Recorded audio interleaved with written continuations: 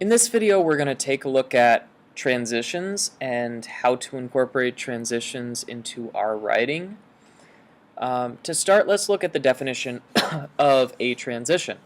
So a transition is a passage from one stage, subject, or place to another, or a synonym could be change.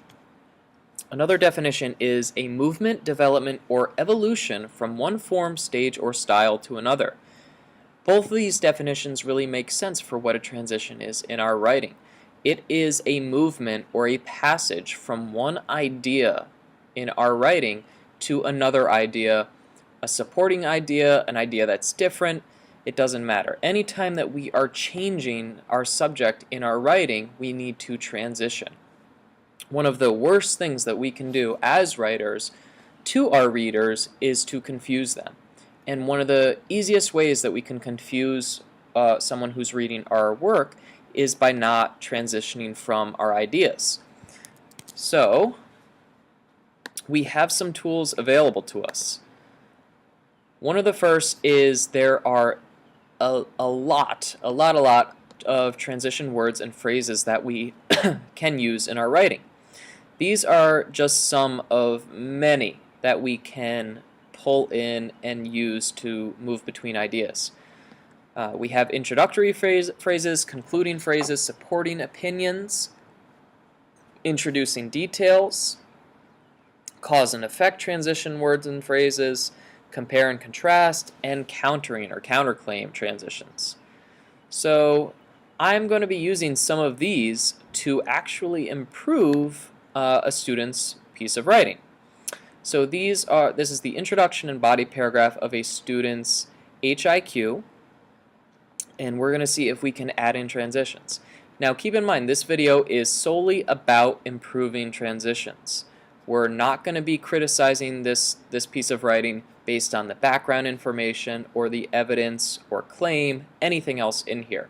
We're only looking on how we can make it stronger through transitions. So I'm going to read the introduction and see if there's anywhere where we might be confused as readers and need a transition. So let's start. The Lowell Mills was perfect for young women. Every mill girl would return home to get married when they made enough money.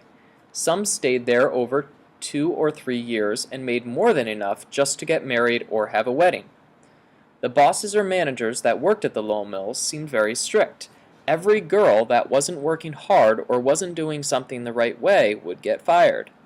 In the simulation we did in the beginning of this unit, we all were assigned jobs.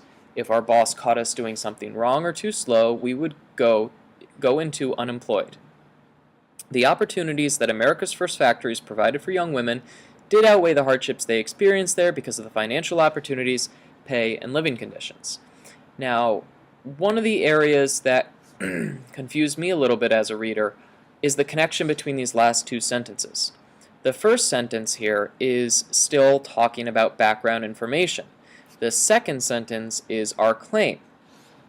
So we need to maybe add in a transition in here, somewhere, something that will move the reader a little bit better onto that claim.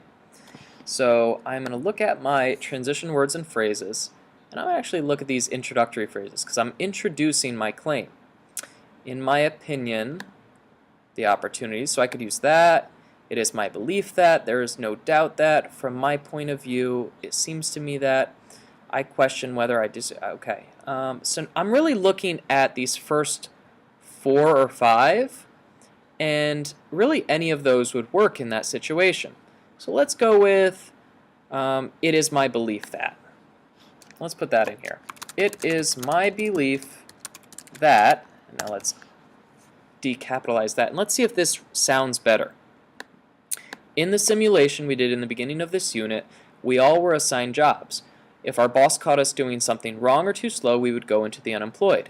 It is my belief that the opportunities that America's First Factories provided for young women did outweigh the hardships they experienced there because of the financial opportunities, pay, and living conditions. Okay. To me, that sounds a little bit better. So I'm going to go on to my body paragraph. The opportunities that America's First Factories provided for young women did outweigh the hardships that they experienced there. Okay, so when I'm starting my paragraph, one nice way to do a transition would be something like, one reason that the opportunities that America's First Factories provided for young women did outweigh the hardships they experienced there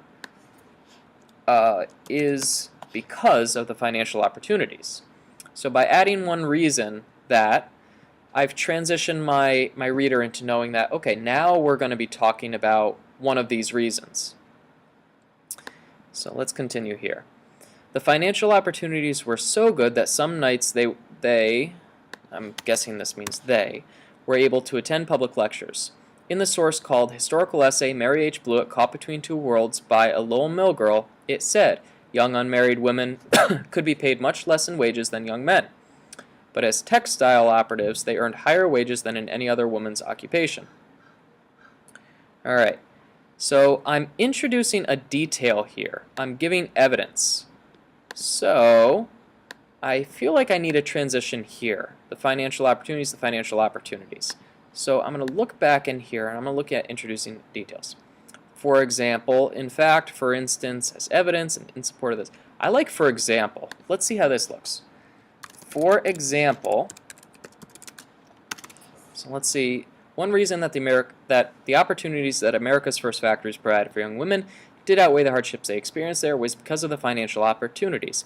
For example, the financial opportunities were so good that some nights they were able to attend public lectures. I like that a lot better.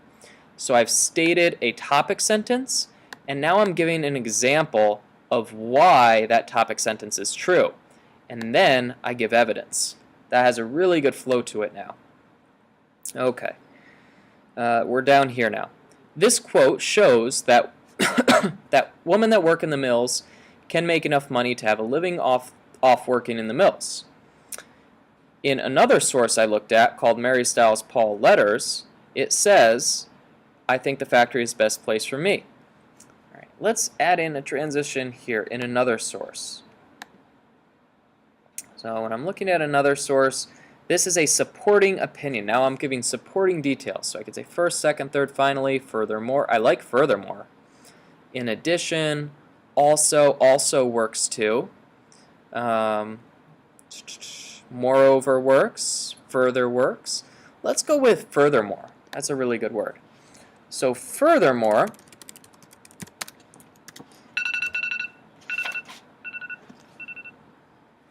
in another source I looked at called Mary Stiles Paul Letters, it said, I think the factory is the best place for me, and if any girl wants employment, I advise them to come to Lowell. This quote tells me that Mary Stiles believes that the Lowell Mills is a great place for any girl who wants work. Okay, now if I were to start another paragraph, I would echo however I started this paragraph. So I said one reason that. Here I could say another reason that supports why the opportunities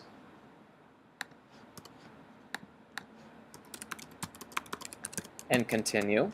If I'm writing a conclusion, I could say simply in conclusion. All right, I would get my conclusion ideas. Let's see, where are we? In concluding phrases. So in summation, in conclusion, in brief, concluding. As you can see, those are all ways that I could start a conclusion.